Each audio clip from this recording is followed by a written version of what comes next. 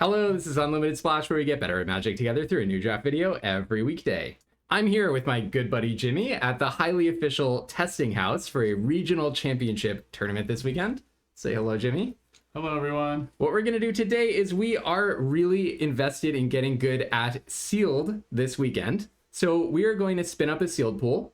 We're going to talk through building the best deck that we can out of 6 Secrets of Strixhaven packs. We will spin it up on Arena, and then our good buddies in the other room will be doing the same thing, and we will battle them against each other. All right, here's our sealed pool. We're going to talk through every single decision about, what cards we like, what cards we don't like, and how to build the best deck possible. All right, Jimmy, what's your opinion on this highly controversial card? I like that card. Antiquities on the Loose, pretty strong. Hardened Academic, another very, very strong Boros aggro card. Have you played Emeritus of Abundance? I have not personally played it. It seems like it has really good value, though. Absolutely. I think this is one of the best green cards. Green probably, I think, is not exactly where you want to be if you could choose like what to open in your sealed pack. Especially green-black seems to be lagging behind in the data. But Vicious Rivalry, a board wipe, I always like that. That's a good one. Resonating Loot, you can do some pretty grotesque stuff with this. And then Silver Quill. Have you had luck with the dragons in sealed? Not really. I don't. The Silver Quill it's tough because you actually have to have creatures you want to sacrifice, and like a lot of decks don't have expendable creatures. Our sealed pool does appear to have, though, triple elite interceptor. That's an expendable creature for sure. Maybe we can brew something up with that. Okay, so let's move the sealed pool over to Architect and start playing around with it. All right, so sorry, not Architect, sealed deck.tech. Looking at white, I mean, Elite Interceptor, in my opinion, this is pretty much the best common in the format. 3-bit Inspector, 1/2 for 1 that just taps the creature and lets you draw a card. Requisition rate I found to be pretty much unplayable or playable in very niche situations. Same with Duty Beyond Death. I had a really high hope for this when I drafted a deck with double hop to it, and I had a million 1/1 tokens lying around, and it still was terrible. So I'm not sure that's where it's at. Ennis, I mean, not necessarily the best card. Actually, probably actively pretty bad, but it could be useful if you have some good enters effect or some kind of prepared ability that you want to get back. Yeah, Ennis is weird just because you don't. You can't play it on 2 unless you played a 1-drop. That's weird. A 2-drop that you can't play on 2. Repel Calamity, a fantastic removal spell. The restriction usually just doesn't matter for the things that you're trying to target with sealed. Antiquities on the Loose, as we said, one of the absolute best rares in the format. Eager Glyph Mage, I think, is good in draft. Like I like this kind of card. In sealed, I think it's extremely good. I think it's a mover up from draft to sealed. I mean, Honor Bound Page, not necessarily a fan. And Primary Research, very synergy intensive card, and synergy is a lot harder to make work in sealed. True.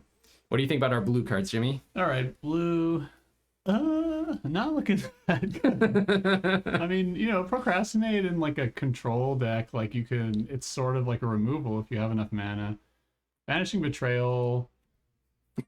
I like playing them sometimes. Again, like if you have like some kind of, big kind of win conditions, then you can like buy some time. Essence Scatter is probably the best blue card. Oh yeah, I like Essence Scatter. That's a good card. Hydro Channeler, I think like okay, but often like I skip it even if I'm playing these like Is It decks, just because it's just like a mana dork. Is that because it's like low impact if you draw it later in the game? Yeah. And there's other ways to like do stuff with your mana, like it's kind of like just a lot of air in your deck. Landscape Painter, I mean, fine sometimes if you need like a 23rd playable. Tester of the Tangential, I don't know, you could play it. Sometimes it's good, sometimes it's weird. Yeah.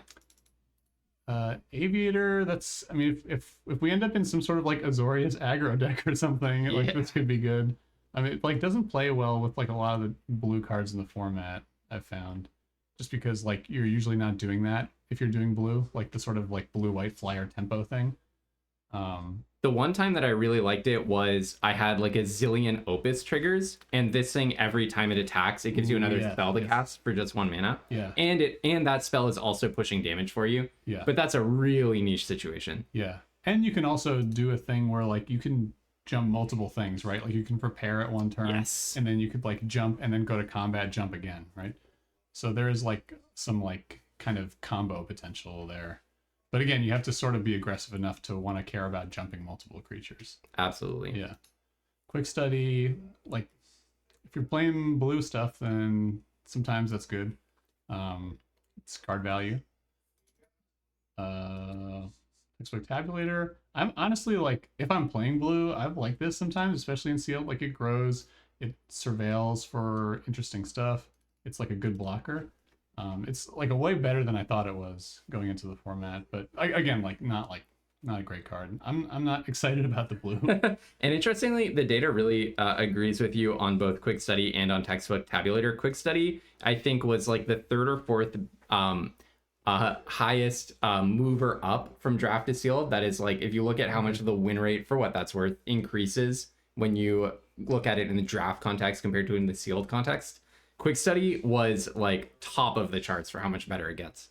That makes sense, right? Like, sealed is more about like kind of card advantage than about synergy, right? So quick study is just pure card advantage. The simplest card advantage. The card. That's right. All right, looking at our black lecturing scorn mage, I'm a big fan only 5 cards. Yeah, we only have 5. Okay. I found that happens in this format, like really imbalanced. This is an extreme case of black versus red. But yeah, I've found that you do get these like really weirdly imbalanced situations sometimes in terms of your number of cards in different colors. But okay, lecturing scorn mage, and I think that has to do with just like the sheer number of gold. Common. Yeah. Yeah. So lecturing scorn mage, it requires a lot of synergy, but it's still a strong 1-drop. So like it's probably not as good as you're used to it being from draft, but I would still be probably happy to play it in a reasonably interactive sealed deck. Masterful Flourish, another of the biggest movers up from draft to sealed. Last Gas, just a very, very strong common. All in the Alley Shopkeep, one of the least winning cards in the entire sealed environment. And Sneering Shade Rider, same thing, but I kind of have a soft spot for a 3/3 flyer for 5. Me too. I'm always happy to run one of Can't these believe cards. that's a bad card. Yeah, I know, right? Glide, and it shows how much the context really determines this kind of thing, because it's a reprint of Glide Dive Duo up to the creature types, the Bloomborough card that does the exact same thing, and that card was like the best or almost the best black common. Yeah. So. Okay, yeah. Grasping Thrall from Ravnica Allegiance. That was 3 white and a black for the same thing. Oh. And that was like one of the really good cards in that set. And this is even easier to cast. How can it be bad? On paper, it's a great card. 8 years later or something. All right. On our red, take it away, Jimmy. All right, red. Okay. Triple Impractical Joke. That's pretty good. Those are great removal spells. Just, you almost can't believe you're casting Lightning Bolt. Some restrictions. That's a great comparison. Yeah, Lightning Bolt. Yeah. There's a decent amount of 3-drops that matter.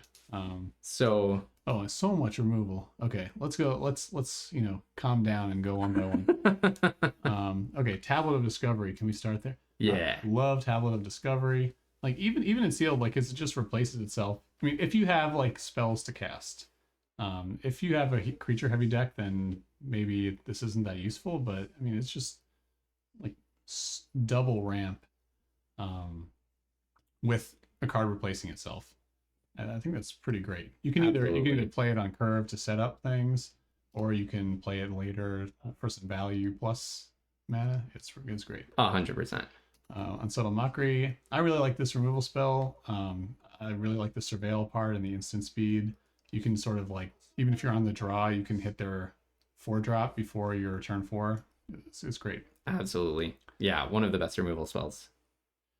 Rebel Rouser is also awesome. I mean, I'm sure you talked about it a lot. Like it just does so much stuff, right? Like it, rummages, which is awesome.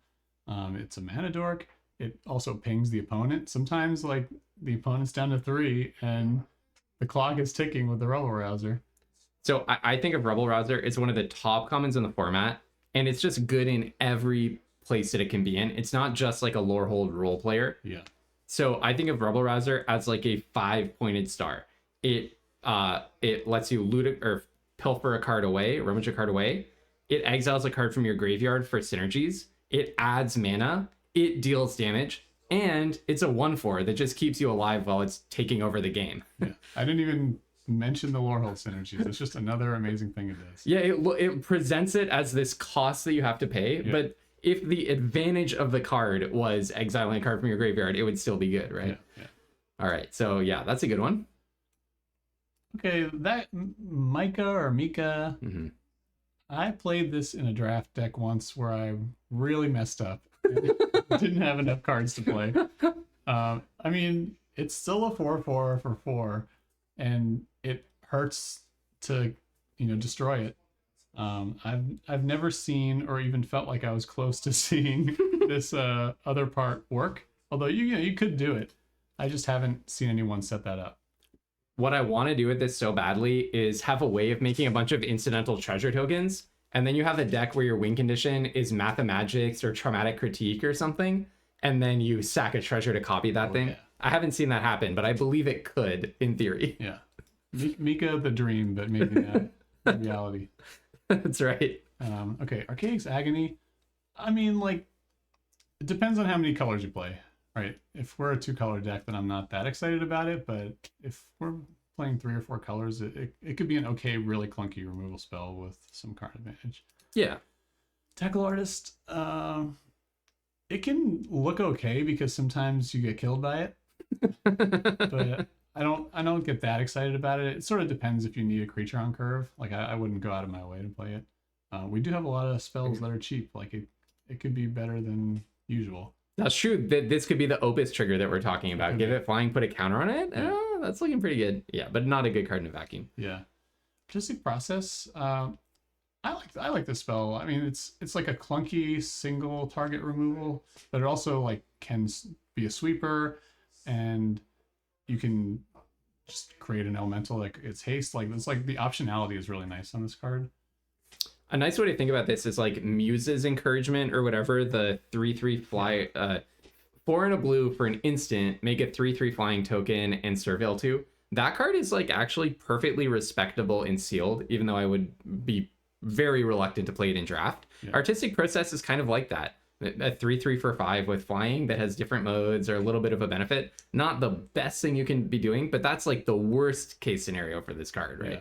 This is actually the card that I think I sideboard in and out the most in my best of 3 sealed, just because there's a lot of decks that either this looks really good against, and a lot of decks that look really bad. It looks really bad against.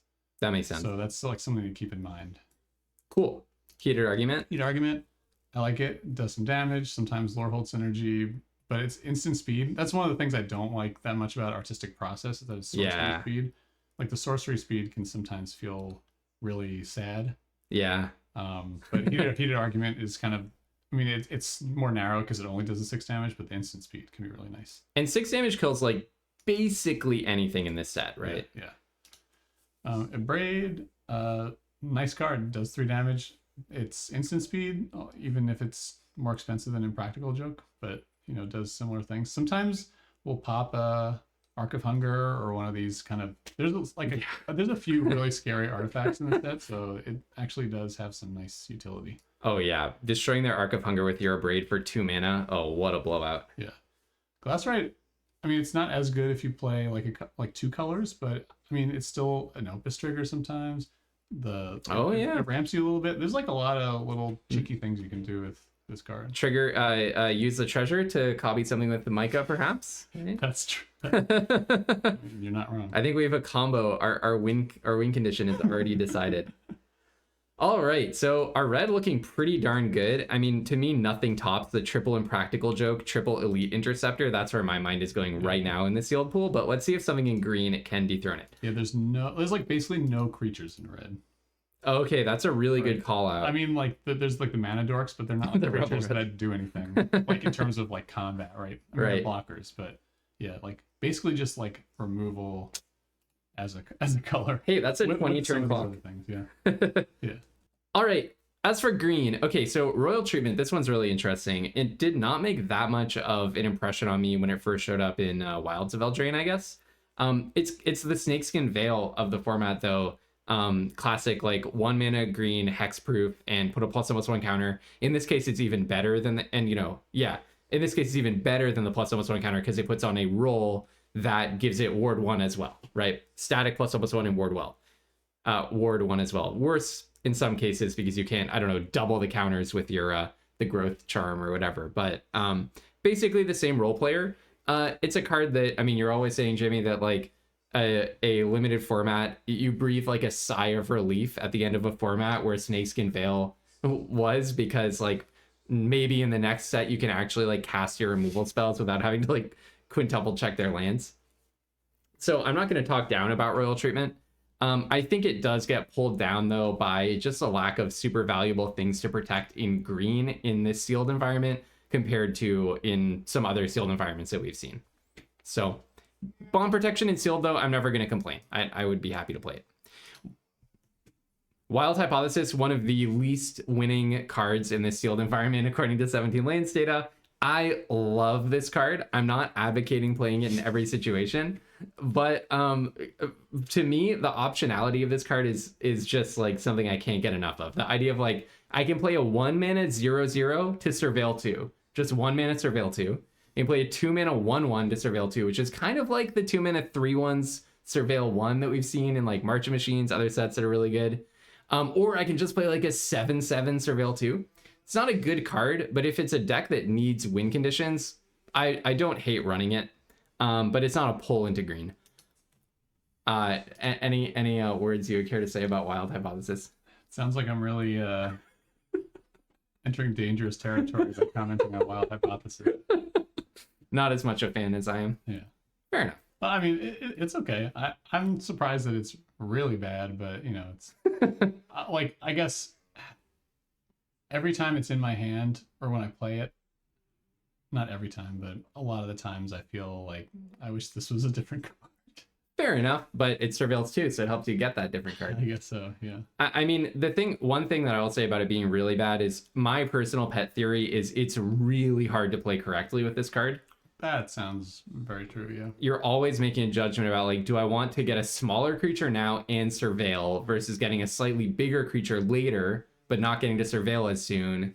I don't know. Okay. Yeah. Also, like, I don't know, maybe like the green decks are trying to do something different, right? Like it's like sort of a mid-range threat at any point in the game, but you're either like in the game life space or you're in the kind of like big rampy space or something, and you can kind of do better things with your mana than like make a 6/6 or something. That's a good point. Maybe, I don't know.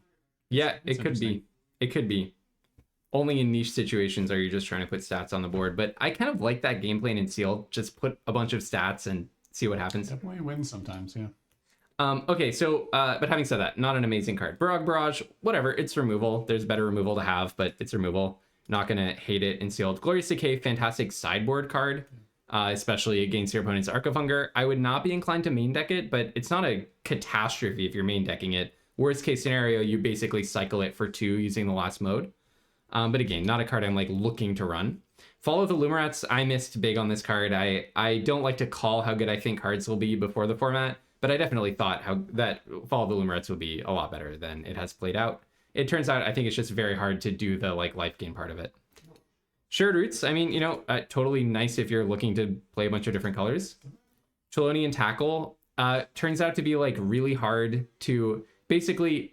I think these so a card that just fights a creature into another one often is a disaster because your cards have equal stats and they both die and you 2-for-1 yourself.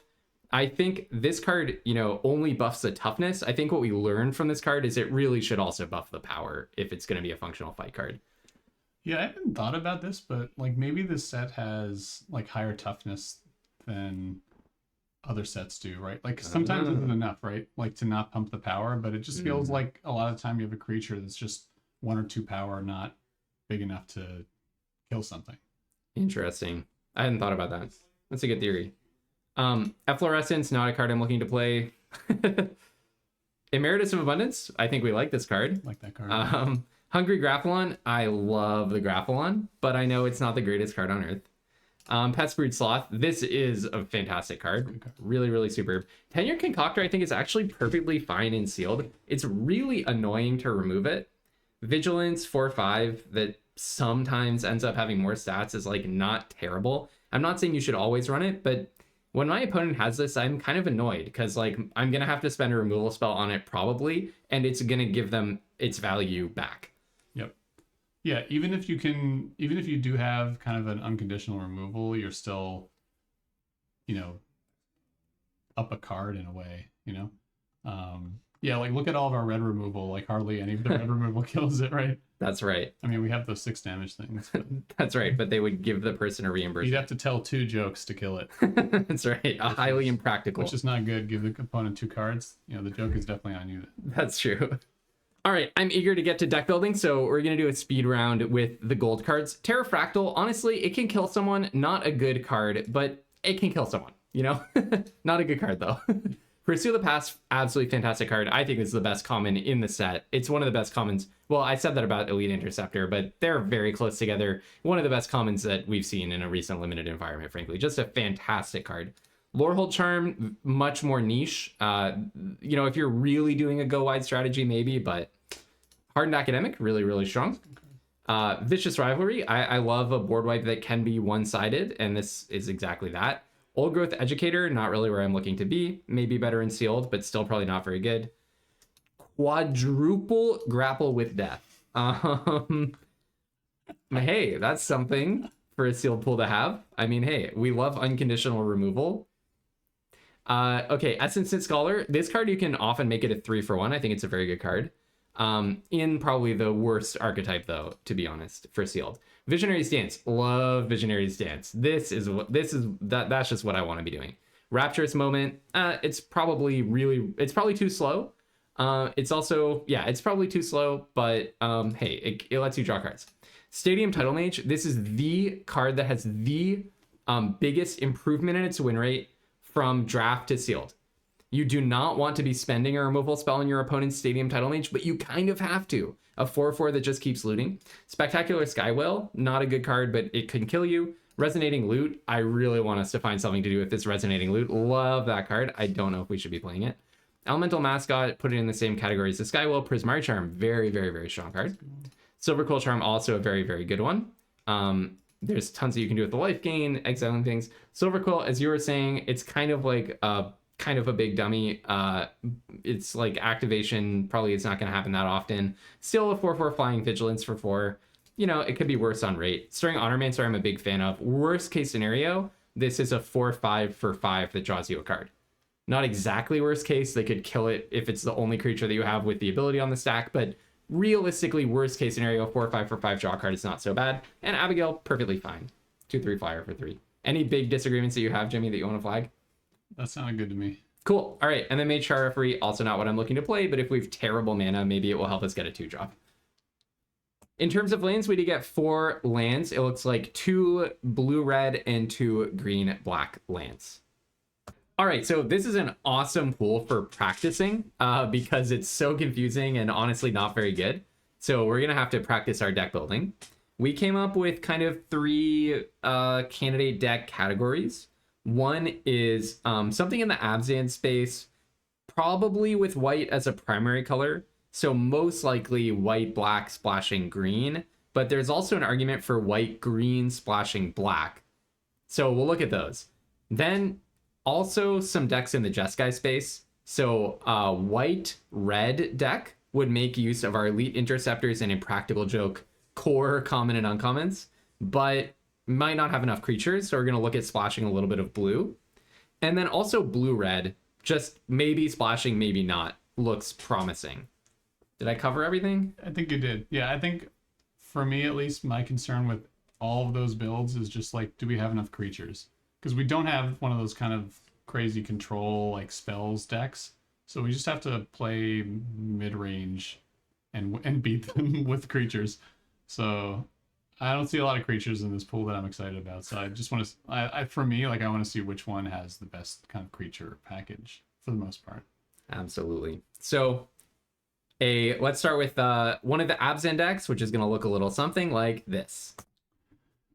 All right. So this is kind of an Abzan build, but kind of looking at like what the white black on its own could be specifically, just to see like could white black be a color, and just kind of looking at, okay, the green cards in the Abzan are 15 up here, so we got kind of like 18 cards we'd be happy to play. And if you look at the white black cards that are left, there's not even 5 more cards in white black, so have to splash green if we wanted to do this. We do have 2, I don't know where the lands went. 2 probably on the right over there. 2 green black lands, right? Yeah. Titan's Grave and Deathcloud Blade. So we could splash like a couple of green cards. I'm not really sure if that's gonna do it though. I mean, what would we splash? We would splash Grapple with, because like if you splash the best cards, which are probably like Grapple with Death, yeah, you're not really helping your creature count. We would have literally 2 2-drops in the deck. Yeah. Maybe we'd splash instead for the Wild Hypothesis. That's a 2-drop. Wild Hypothesis. Yeah, this just is not looking like it's gonna work. And a card like Essence Knit Scholar, which is super strong, is really hard to splash for, right? It is. Yeah. Okay. All right. Abzan. It was a good try, but I don't think that's it. All right. So I said that wasn't it for the Abzan, or that was it for the Abzan space, but that was mainly like, can you do green, black, splash? Sorry, white, black, splash, green. But instead, white, green, splash, black might be a little more promising. There's a shared roots that helps you with being base green and going into a different color. The one issue is that there are no gold cards in the white-green space, so you are probably giving up some power. You don't have anything like a Silver Quill Charm to kind of draw you into that combo. Having said that, we do have these 2 green-black dual lands, so we do kind of have our pick of black cards to put in. This splash might be a little ambitious if we just put in like 1 or 2 swamps, but you could imagine like, you know, some Grapple with Death, so maybe you do put in like, I don't know if you put in Glorious Decay or Primary Research or what, like whatever you think your 24th playable is, Ennis maybe, something like that. And then you can put in like a, whatever you think you're missing. Like maybe you're ambitious and you want to put in a Vicious Rivalry. Maybe you just think you need like a finisher and you put in Sneering Shade Rider. I think this has more promise than the other deck that we looked at. I agree with that. But let's check out some red removal. Yeah, totally. Okay. All right, so this is Jeskai space, starting with Lorehold. This is interesting. It let's see, it says 13 creatures, but we have 1, 2, 3 here. So there's only 10 creatures without going into blue, if I'm counting right. Well, there's also a Group Project, Antiquities on the Loose. Yes, that's right. Eager Glyph Mages, 2 creatures. Primary Research process could be a creature. Okay, 20 creatures. So yeah, there's creatures, and there's separate. Yeah, there's a lot of removal in this. Also, I mean, we've got 3 Impractical Jokes, a Braid, Repel Calamity, Mockery. Maybe not the Agony, but Heated Argument. So we got a lot of removal. We got some good creatures. We like Hardened Academic. What really worries me about this build, though, is that you have the shape of an aggro deck without a way of dealing damage quickly. Agree, yeah. And there's not a lot of top end, so it's not like we're going like a big Lorehold either. That is something that like fools me into thinking that I have an aggro deck a lot of the time. Yep. Hidden underneath this card, by the way, we have 3 Impractical Jokes, so it's all removal down there. And when I see that I have so many 1-drops, literally 6 cards that have 1 mana, 6 cards that cost 2 mana, I'm like, dang, I'm running an aggro, run them over, lightning fast plan, and then I draw my hand and it's like, oh, 1 card that can deal damage to a player. Yeah. Out of 7. Yeah, like just look at this curve. Like you really want to have 8 or more 1 and 2 drops if you're playing sort of the aggro space, right? And yeah, I mean, Elite Interceptor is kind of a creature, but like it's not like a damage dealing creature, really. You know, it's sort of just like it exists and gives you value. So should we look, we've mainly been looking at white-based decks so far. Should we look at a blue-red deck and see if that's any better? And then I think we're just going to pick one, and then we'll play it against our friends and see if we can beat whatever they've been cooking up in the other room. Sounds good.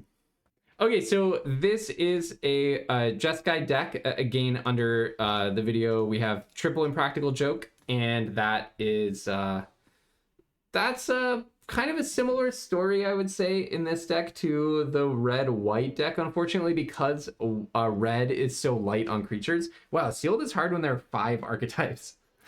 Yeah. So, I don't know, we have a lot of low-impact creatures. Like, I don't want to be playing Hydro Channelers, we discussed before. Goblin Glassrite is not a card I love. Tester of the Tangential, pretty mediocre. A bunch of mediocre 3s as well. Mediocre 4s. I mean, we're playing a lot of bad creatures in this build.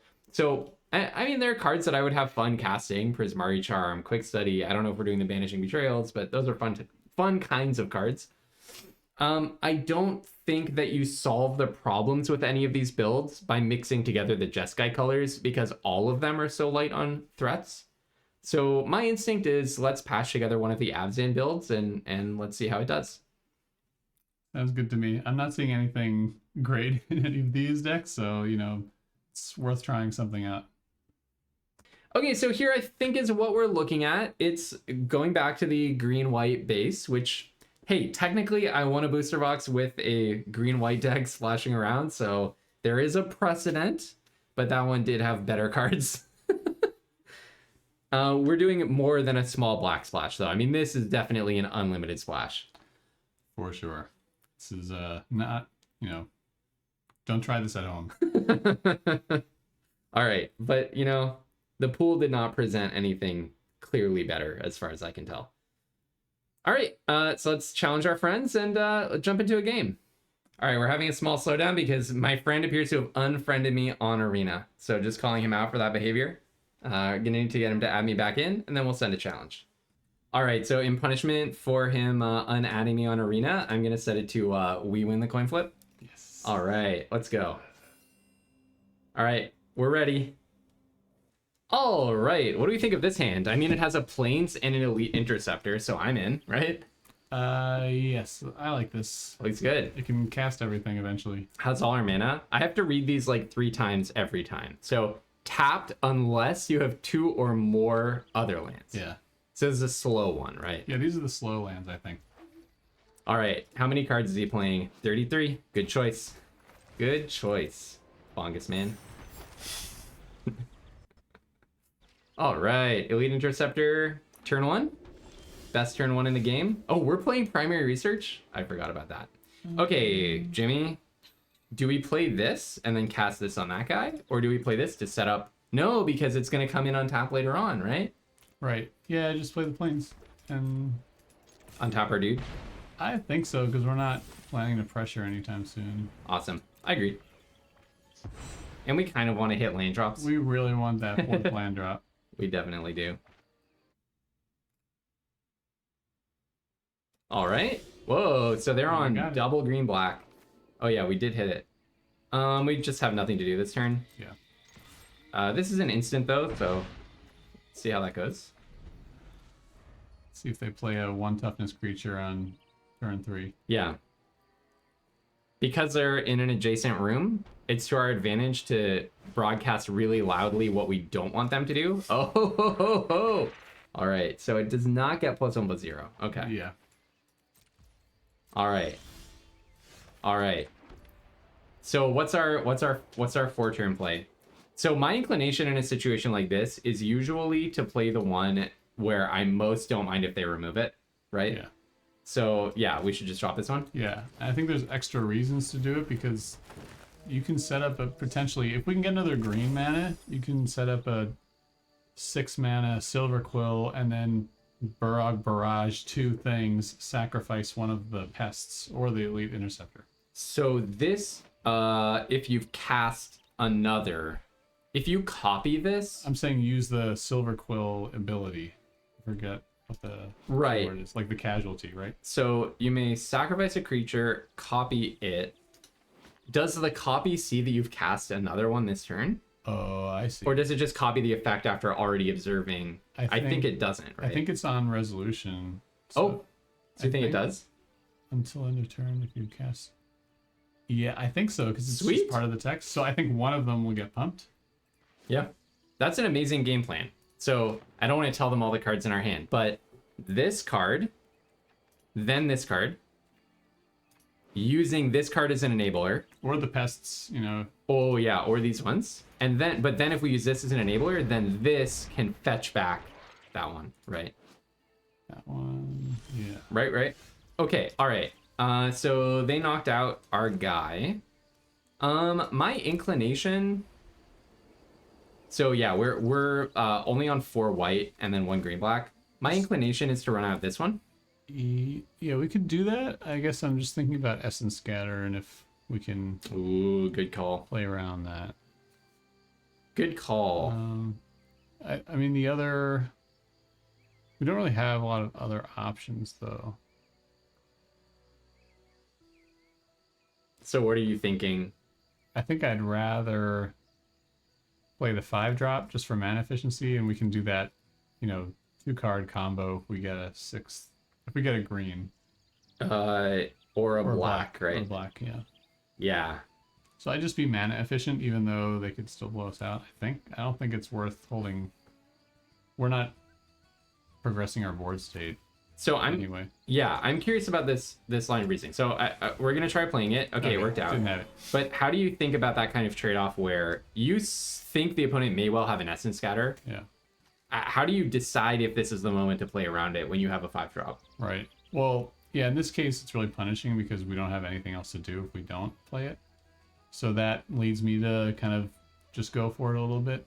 Yeah. But it depends a lot on what the board state is, right? Because unless they have something else to do with their mana, which sometimes they will, especially if they have a lot of mana,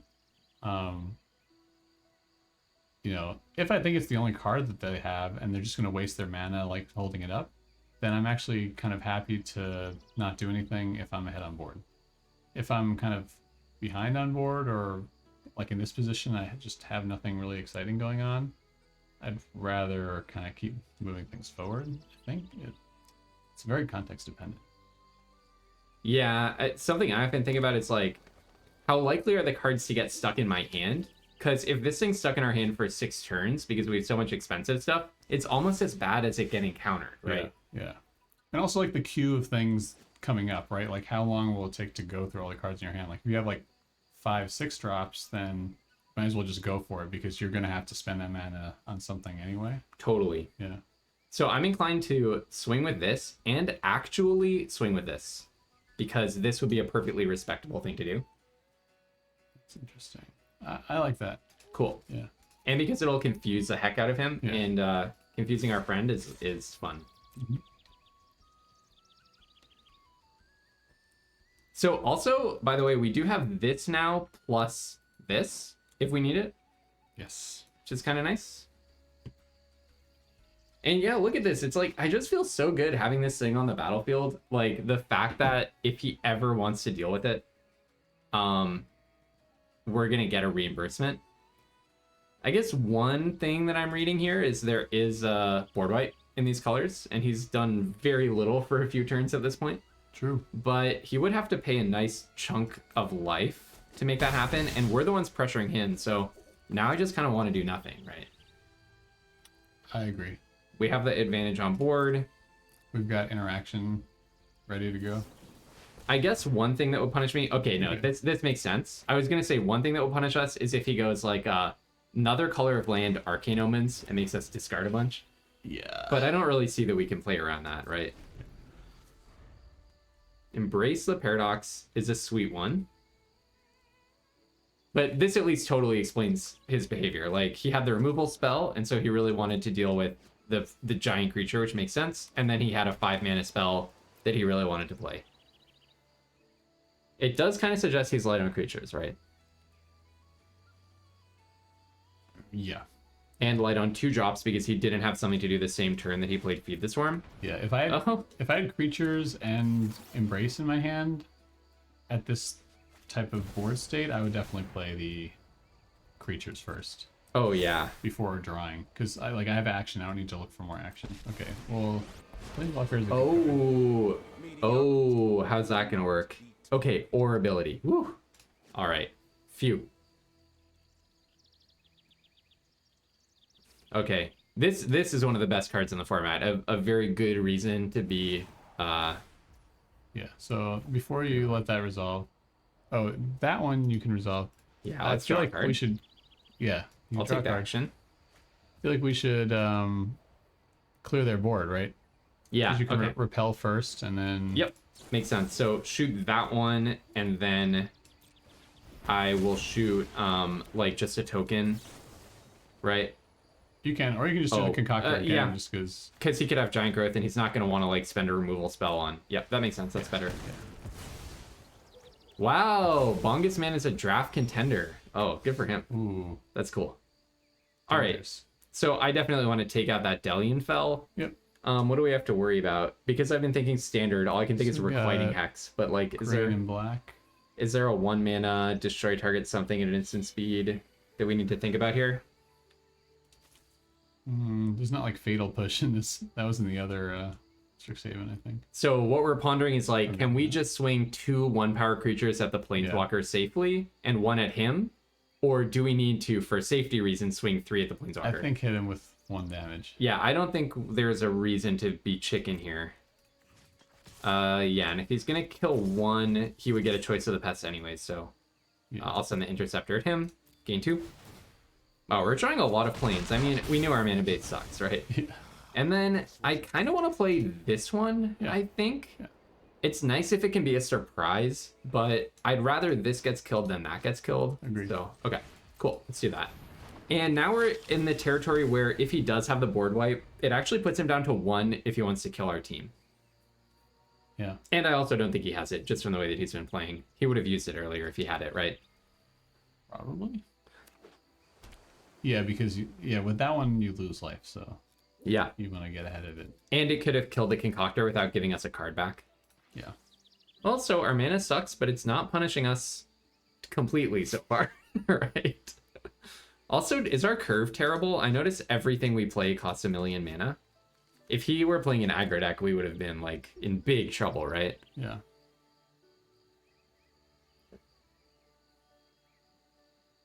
It's really thinking.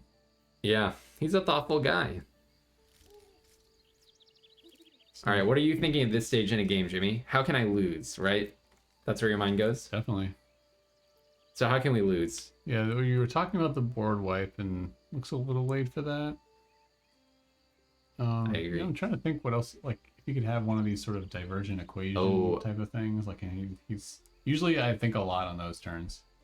Like a Germination Practicum or something. The thing is that there's like the paradigm spells, but the black spell is unplayable here. It's Sign in Blood every turn. He would lose 2.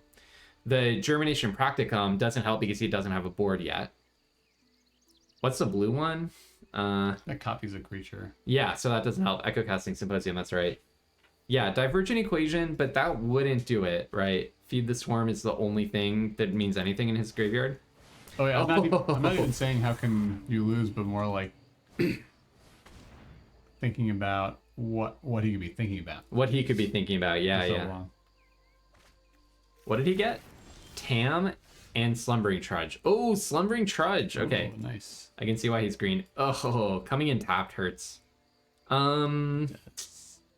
So, wow, that's kind of annoying. I kind of just want to attack with these probably, and then if blocks, then play this. Do we think he has removal left? Because we could play our dragon, and then set up for next turn. Okay, Making something.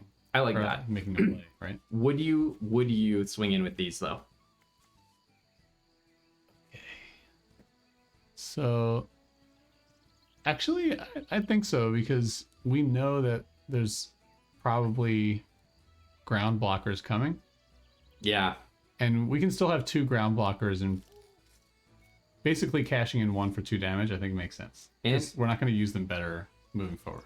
If this blocks this, then it makes this better Yeah. whenever we want to play that. Yes. Okay, so start with attack, attack, attack.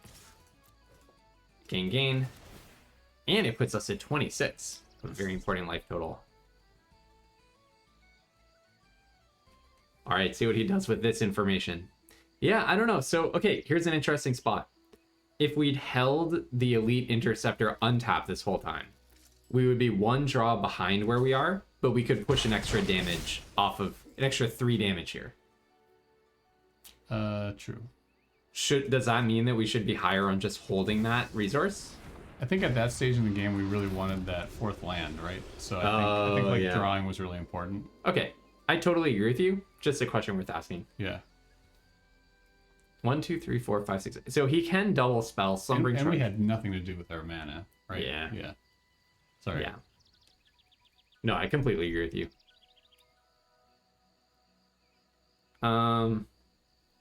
So if it's this plus this, then we have this, and then use that, Yes. right? So And we then have double. Yeah.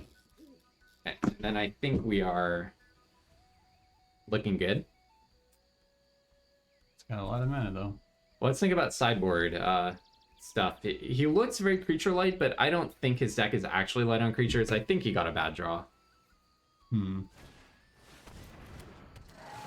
Like he followed a Lumerust and found 2 creatures effortlessly from that. Yeah. I think it was bad luck. Tam is a tough one because it looks like a 4-drop, but it's actually a card you specifically want to play on like turn 5 or maybe a little later. Or turn 6, I mean. Right. And play your 6th land and then use it. Exactly. And that's very mana intensive to do that. Because you... Double blue, double green. Exactly. Yeah. It's deceptive how hard it is to make this work. Yeah. Oh, he put a stop on our upkeep. That's how he became a draft contender. That kind of thinking right there. Okay, so we can go zap. And then that's 3, 4. Oh, hello. Cool. Let's look at our graveyard. Dang, but we don't... Okay, yeah, so we can activate it immediately. Oh, so this is any card. So we could go 4, 1, 2, 1, 2. And then we can Silver Quill with that next turn. Yeah, you're right. So play this. Yeah. Use it. Yes. Shoot this probably. Just to get this in. Wait, so if we use it, we don't have enough. We don't have mana left. No, but we have... Oh, get that. Okay. So what I was thinking, actually, that might be good. So what I was envisioning was getting back the barrage and then waiting for next turn after we play the Silver Quill again. Yeah. But I'm trying to think if that even matters because, so if we get in this turn, that's for 3. And this is a 1-turn clock. If he does Tam, then this plus either of our 1/1s is a 1-turn clock. Yeah. Yeah. Okay. Yeah. Right, So let's yeah. go for it. Yeah. So I'm going to play this. We're going to regrowth, grabbing a Repel Calamity. We are going to Repel Calamity on Terrafractal. And then maybe we just attack with both, actually, right? Because then Tam doesn't save him from Sneering Shade Rider next turn. Yeah, let's do it. Cool. I think we found a nice line. He learned from all my talk about if this goes to the graveyard.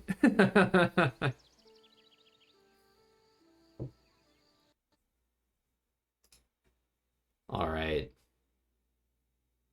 Deep Sight. Okay, he's seeing deeply.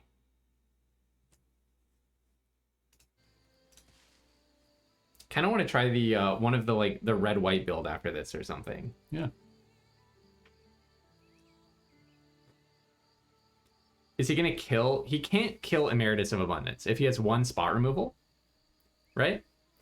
The Sneering Shade Rider has got to go. Yeah. Primary Research is so terrible in our deck, isn't it? I guess we have 3 Elite Interceptors, but oh no, I gave him the info he needed. Well, our creatures are just so good at staying alive. Oh yeah. You're right. Yeah. You know, it's interesting, like, we can think about all these different builds as all transformative sideboards, right? Like the red white. Hmm. I mean, any of You're the red right. decks have a lot of kind of mid-range creature removal because a lot of it's damage based, right? So we could think about how the removal matches up with the creatures we're seeing from him. Yeah, you're right. I'm kind of shocked that he played that tapped. Not that it was wrong, but just I did not expect that. There must be something. I kind of want to go for lethal, but that he could have played it untapped, so that means he definitely has a bounce spell. I guess run behind is what I'm anticipating. He has 3 up with blue. Could be run behind, could be banishing betrayal, but then he could have tapped another land. Right. So it's run behind, right? And I don't care if he run behinds our Emeritus of Abundance. Then we get to regrowth. Okay. Right? So, do you think we should kill Tam? I think we kill Tam, attack with both. He run behinds Emeritus of Abundance. He goes to 2. Next turn we get to play Emeritus of Abundance, regrowth, play another removal spell. We could build our board, but that feels very passive, especially when he's gaining life and drawing extra cards every turn. Yeah, so why don't... Okay, we grapple... This is a really tricky situation. So what's wrong with the line that I said? Grapple, Tam, attack with both. I'm just thinking because... Okay, does that... Because then we can't play any creatures, so basically we're just stuck with a 1-2 on board. But concretely, if he bounces this, he's down to 1 card in hand. Well, it's like tucks it, right? Yeah, puts it on top of our deck. Yeah. Next turn, we get to... I guess we can't kill this... Oh, no, we can. It went back to the graveyard. So we could kill Slumbering Trudge. Play this, regrowth, kill Slumbering Trudge. Then he does have 2 cards that we don't know about. One in his hand, one that he'll draw. Right. But our hand is, like, packed with action. Well, Okay, another thing we could do is play Silver Quill.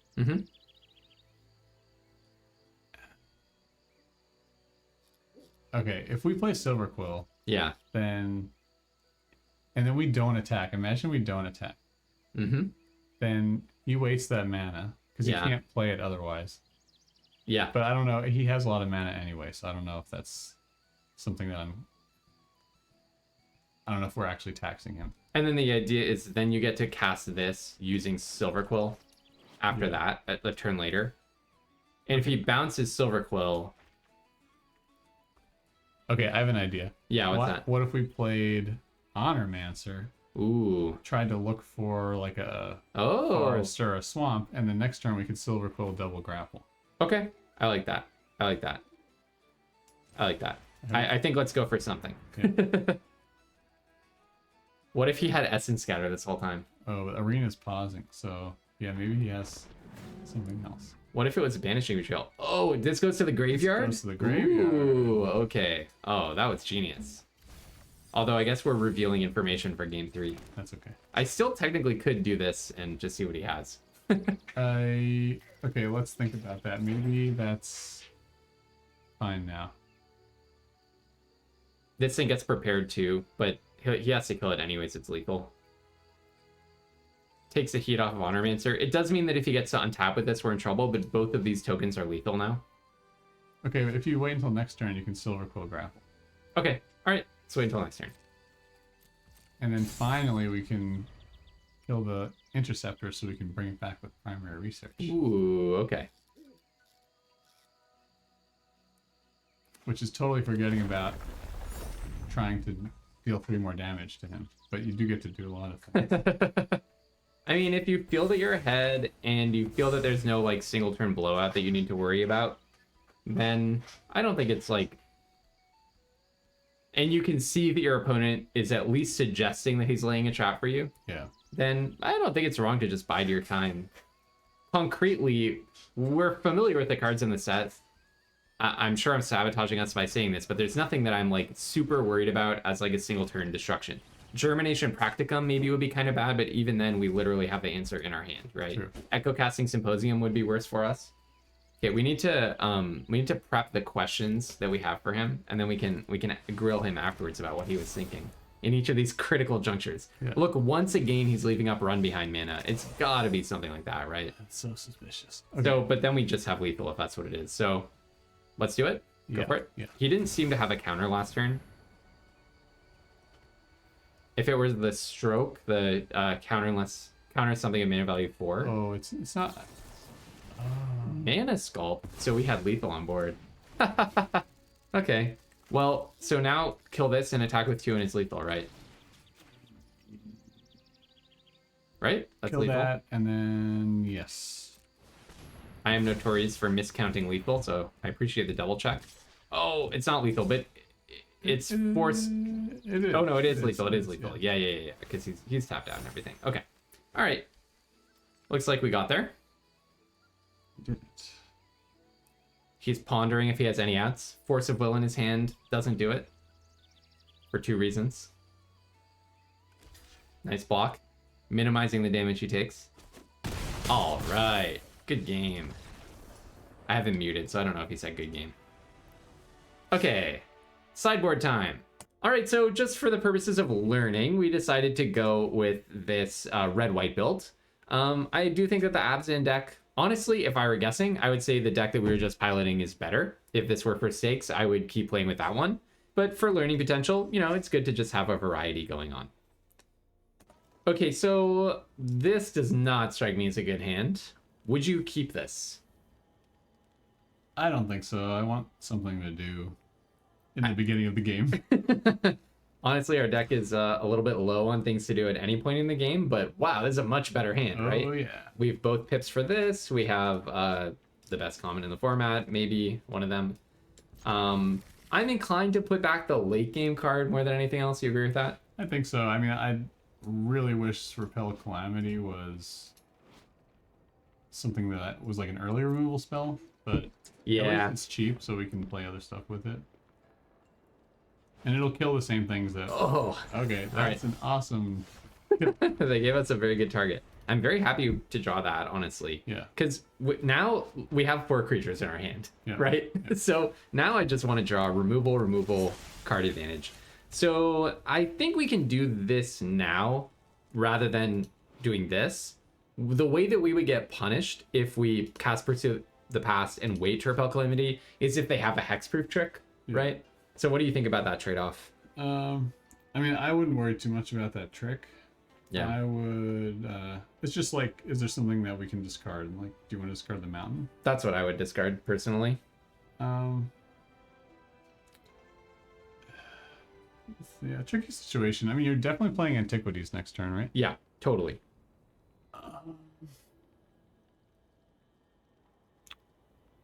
Wow. Okay. So how many double red pips do we have in our deck other than the one that we just put on the bottom? What I think discarding? that's the only one. Yeah, It's more like we want to get to the second part of Antiquities. double spelling. Oh, the second part of Antiquities. You're talking about an amount of mana. Okay, sure. So why don't we just do this? Yeah, let's do that. Let's do that. Right. Because we know what we're gonna draw next. We Yeah. don't care what we draw next turn because we're playing Antiquities next turn. But that makes sense. You don't want to pitch lands when you really want to hit 6 lands on turn 6. Yeah. Okay. I mean, at that some makes sense. point we can feel close enough, but since we're still looking for a couple more, Yeah, fair enough. Phew, I was worried that they got stuck on lands there. But they didn't. Okay, Antiquities. I think so. Cool. Yeah.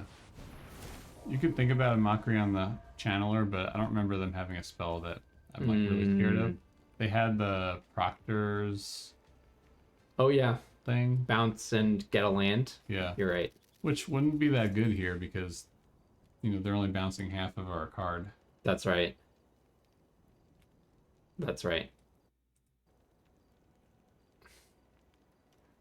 Yeah, so basically, Antiquities, it's just such a busted card. It puts us in a place where like their Shopkeeper's Bane has a really hard time ever attacking from now on. Look, they're doing Follow the Lumerets before combat, which suggests they don't have a way of attacking. Yeah. That feels really good to deny that. Absolutely. Here's a question, like, would you ever discard Rubble Rouser to Pursue the Past or Pursue the Past to Rubble Rouser? Or are you looking to find like other cards that you can pitch? I mean, I would be pretty happy actually discarding Pursue the Past to Rebel Rouser. Okay. You know, that makes Pursue the Past card advantage essentially, like when we flash it back. Agree. You put something on the board that kind of ramps you to part of Antiquities, yeah. So do that. That's a more mana efficient thing. It gives us not just virtual, but very real card advantage. We don't get an attack because we don't want to attack with both because we want to block the Shopkeeper's Bane. If we only attack with one, they can just block with Hydro Channeler, so we make no progress. So I think our whole turn is just Rubble Rouser, pitch Pursue the Past, and then play the Mountain. Yeah. They are acting like they have an Essence Scatter or a Mana Sculpt. Probably Mana Sculpt is what we saw from them last game, and the Hydro Channeler makes the blue, the second blue that they need. So they're thinking about whether to Mana Sculpt Rubble Rouser. That's my read here. But I wouldn't think very hard about that because if I'm them, I'm holding up to Mana Sculpt Antiquities on the loose, right? Yeah. So maybe that's not what they're thinking about. What else did they show us? Okay, so they do have an Essence Scatter. That makes sense. I'll just drop this. Rubble Rouser would have been really nice because we would have gotten to Antiquities on the loose on turn 5. Yes. Although, do we have anything in the graveyard that? So, oh, we have Repel.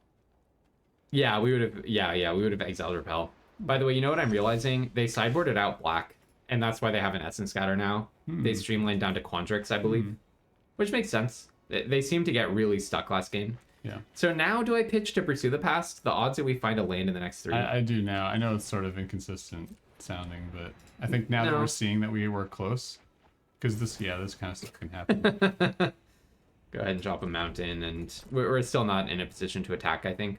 Technically, I could attack with both and then Unsubtle Mockery the Shopkeeper's Bane, but why spend the resource? Yeah, we're Shopkeeper's Bane is totally kind of removed from the equation because of the spirits. But, you know, if they don't play anything this turn, because we know they have Embraced the Paradox, they might hold that up. They might feel comfortable doing that now. Totally. Something like that. So we could think about doing the Mockery on the Giant Pest at the end of the turn. Oh, yeah. It's also a Surveil since we're kind of out of action after these. Yeah, although Pursue the Past is plenty of action, right? True, I think these cards are a little obscured down here in the corner, but in the bottom there we have a Pursue the Past and an Antiquities, but nothing else. It looks like they flooded. Like they streamlined their deck down and then they flooded out, actually. I feel like our friends are having very bad luck against us. They have something to think about, though, right? They've been pondering. Not literally pondering. I wish Ponder were on the Mystical Archives. Now I'm kind of inclined to just Antiquities attack with both.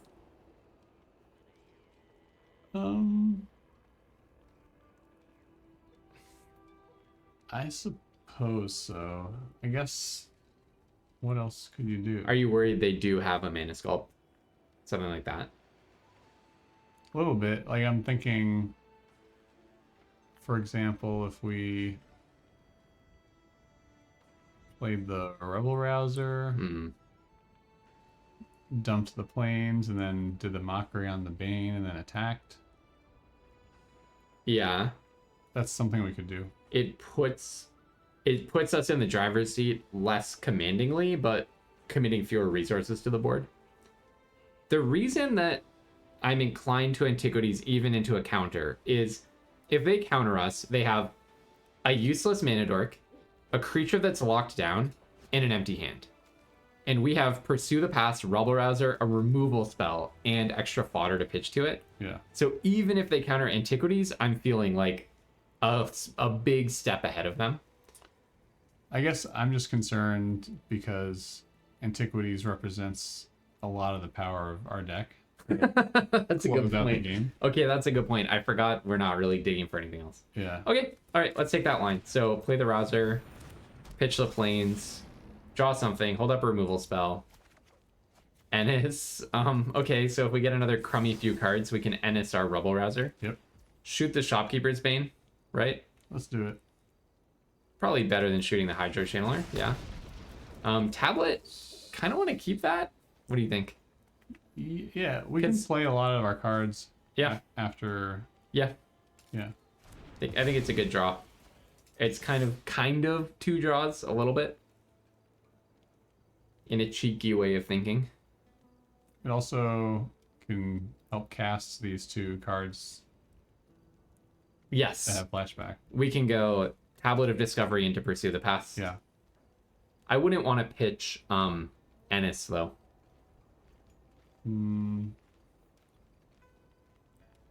Oh wait, how does Ennis work with exile stuff? One more cards were put into exile. Okay, so they also work when we flashback, right? Like I mean, oh, hold on. Sorry, you do hold mean on. like it gets a counter. It gets a counter from Tablet of Discovery as well. Oh no, it's not exiled and played. No, never mind. It just goes to the graveyard. Okay. Yeah, like, I mean, most cards like that do work. You're right. Just because of Lorehold, I guess. Yeah, you're right. Same thing with Arc of Hunger. That's funny. Yep, you're right. It's the battle of their really goth owl versus my really preppy owl. Right. They're cleverly doing nothing just to keep us guessing.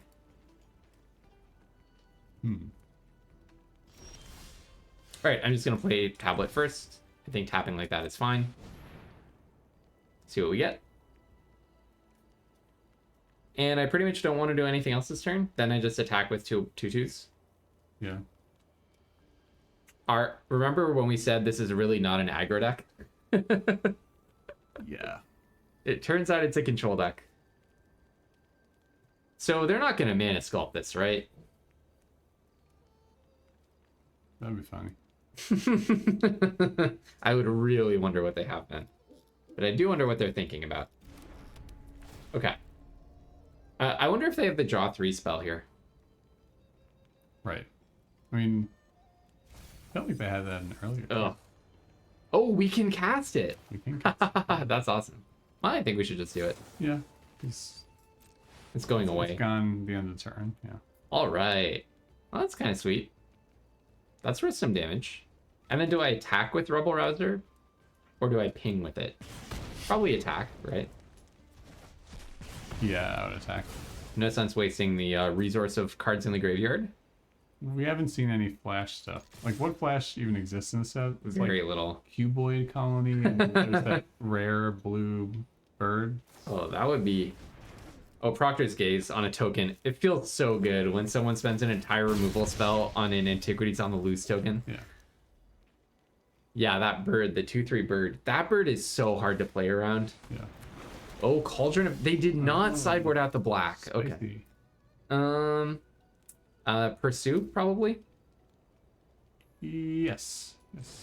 Start with a Pursue. And yeah, we'll tap the tablet. That's fine. Thank you, Arena. Draw 2. Oh, Eager Glyph Mage is awesome. Yeah. That's all I want to do. And by the way, Ennis goes very nicely with it. Just pop that guy down. Just the Antiquities on the Loose hanging over this game is so brutal. Yeah, because even if they have a sweeper, then we have stuff to rebuild with. They got really flooded against us, though. That's too bad. Yeah. Okay, and with the team.